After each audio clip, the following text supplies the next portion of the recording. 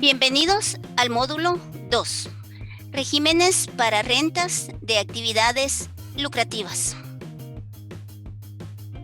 Sabemos que para efecto de satisfacer o de realizar el pago del impuesto en la categoría de actividades lucrativas, el decreto 10-2012 considera regímenes y es importante notar que la categoría de rentas de actividades lucrativas es la única categoría que contempla regímenes. De ahí se deriva que tiene los siguientes regímenes. Régimen sobre las utilidades de actividades lucrativas. Régimen opcional simplificado sobre ingresos de actividades lucrativas. En estos regímenes, el hecho generador, como se comentó anteriormente, es la fuente de donde se obtienen los ingresos y específicamente son actividades lucrativas. Cada régimen tiene sus características propias, requisitos y condiciones que los contribuyentes deben cumplir de acuerdo al régimen que hayan elegido inscribirse para poder hacer efectivo el pago de su impuesto.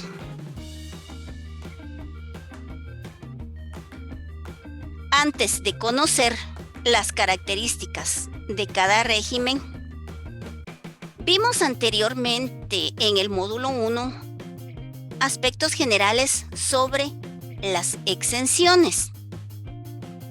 En la categoría de actividades lucrativas específicamente se le da exención a las entidades no lucrativas, pero es importante notar que la exención va dirigida únicamente a los ingresos que obtengan o que provengan de los conceptos de donación o cuotas ordinarias o extraordinarias que sus asociados hacen efectivo.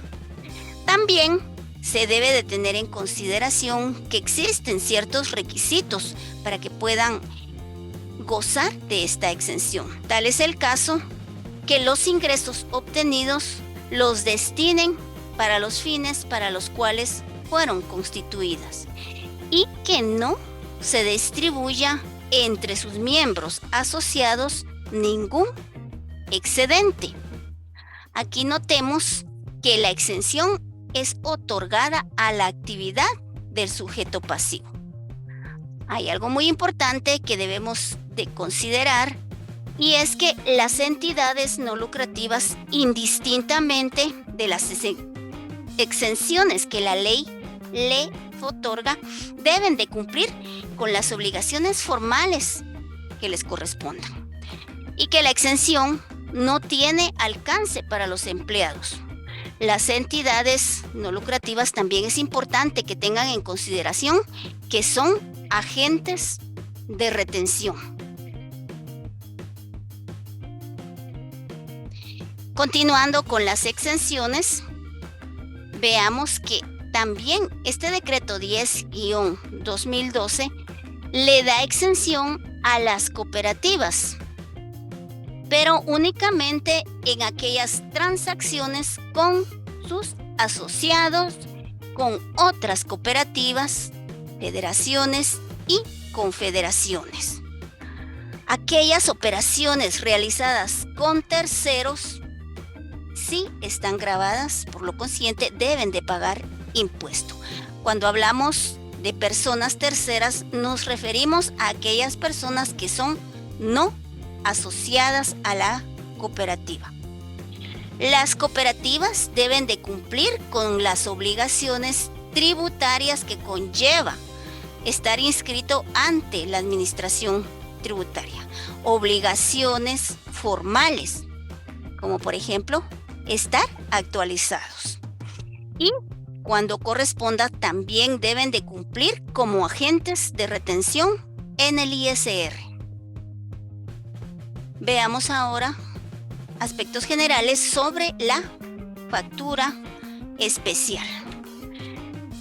El uso de la factura especial está regulado en los artículos 52 y 52A del decreto 27-92, que es la ley del impuesto al valor agregado. Sin embargo, en el ISR, el artículo 16 del decreto 10-2012 establece que las personas que llevan contabilidad completa de acuerdo al Código de Comercio y aquellas personas que la SAT autorice emitir facturas especiales por cuenta del vendedor de bienes o del prestador de servicios deben practicar retención del 5%. Esta retención tiene carácter de pago definitivo y el monto retenido debe de ser entregado o enterado a la administración tributaria a través del formulario SAT 1331. De esta forma, la retención practicada se entera a la administración tributaria cuando hablamos de factura especial.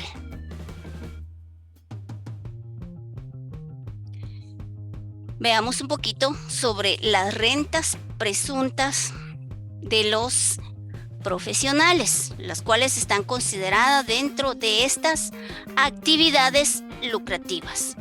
Y en este caso, la ley indica que cuando un profesional perciba renta y no esté inscrito como contribuyente o estando inscrito no presente sus declaraciones, se presume o se presumirá, salvo prueba en contrario, que está obteniendo una renta imponible de 30,000 mensuales. Pero la ley hace una aclaración, que esta renta imponible de 30,000 mensuales se disminuirá en un 50% cuando se den las siguientes condiciones. El profesional tenga menos de 3 años de graduado o el profesional sea mayor de 60 años de edad.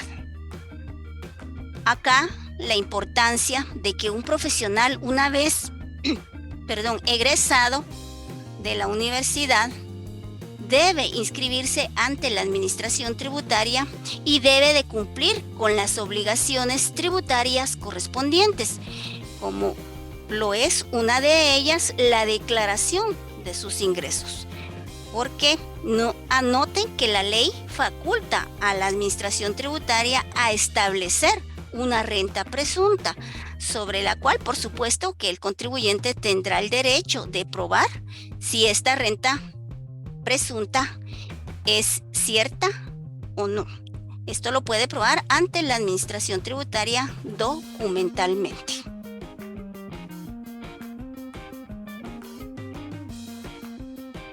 Ahora bien, entremos a ver las diferencias entre los regímenes que ya hemos mencionado anteriormente. Y veamos la primera de ellas. En el régimen sobre las utilidades de actividades lucrativas, la ley permite deducir costos y gastos, siempre que estos sean útiles, pertinentes, necesarios e indispensables, y que estén debidamente documentados y que pertenezcan al periodo impositivo. Todo ello en observancia de los artículos 21, 22 y 23 del decreto 10-2012. Y otro aspecto importante en el tema de costos y gastos deducibles es que cuando corresponda se haya realizado la bancarización correspondiente. Ahora bien, en el régimen opcional simplificado sobre ingresos no existe deducción de costos y gastos. Es decir, que la ley no permite depurar la renta imponible en este régimen opcional simplificado. El tipo impositivo en el régimen sobre las utilidades de actividades lucrativas es el 25% aplicado a la renta imponible determinada por el contribuyente. En el régimen opcional simplificado hay dos tipos impositivos, el 5 y el 7, el cual se aplica a la renta imponible que esté dentro del rango de 1 centavo a 30,000 quetzales aplicará el 5% y de 30,000 con 1 centavo en adelante se aplicará el 7%. En el régimen sobre las utilidades, el contribuyente debe presentar declaraciones trimestrales y anuales y acá hará efectivo el pago del impuesto que corresponda. Es importante notar que el pago trimestral que el contribuyente realiza son pagos a cuenta del impuesto definitivo, el cual determinará en la declaración jurada anual. En el régimen opcional simplificado, la forma de pagar y de presentar las declaraciones es mensual. También presentan una declaración jurada anual, pero con carácter informativo. Es decir, que en esta declaración jurada anual no se permite el pago del impuesto. El pago debe de efectuarse de forma mensual.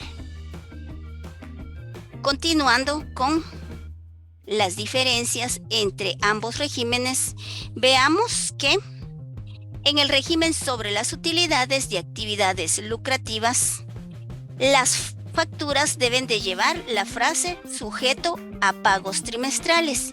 Esto para que no le efectúen retención, ya que estos contribuyentes hacen el pago directamente a la administración tributaria a través de sus declaraciones trimestrales. En el régimen opcional deben de llevar la frase sujeto a retención definitiva. Es decir, que en este régimen opcional el pago del impuesto se hace a través de las retenciones que le practican las personas que le pagan sus facturas, pero también el contribuyente inscrito en este régimen puede solicitar a la SAT que le autorice hacer pagos directos, para lo cual en sus facturas debe consignar la leyenda y debe de consignar el número de resolución donde la administración tributaria le autorizó hacer pagos directos. En el régimen sobre las utilidades, ya comentamos, no le efectúan retenciones, hacen pagos trimestrales. En el régimen opcional simplificado, sí aplica la retención y también, repitiendo, puede hacer pagos directos. En el régimen sobre las utilidades, el contribuyente tiene la obligación de elaborar y presentar inventarios semestrales. Existe esta obligación en enero y en julio de cada año, el reporte de inventarios. En el opcional simplificado no aplica esta obligación.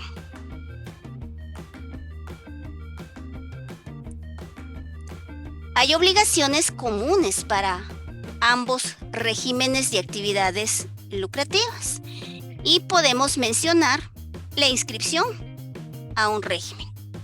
Los contribuyentes deben elegir a su consideración inscribirse en cualquiera de los dos regímenes.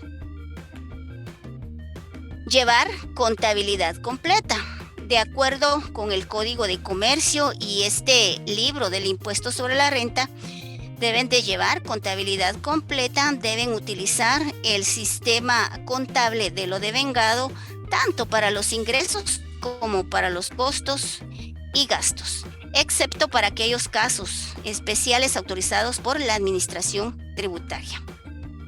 Es importante notar que una vez seleccionado uno de los regímenes, solamente se puede cambiar con autorización expresa y previa de la administración tributaria. El cambio, la recomendación es que lo haga en diciembre y surtirá efecto en el periodo siguiente, es decir, a partir del 1 de enero. Debe de llevar los libros que tanto el Código de Comercio como las leyes específicas le obligan y en los cuales debe registrar sus operaciones de acuerdo a lo indicado en la normativa correspondiente. Gracias por su atención. Nos encontramos en el siguiente módulo.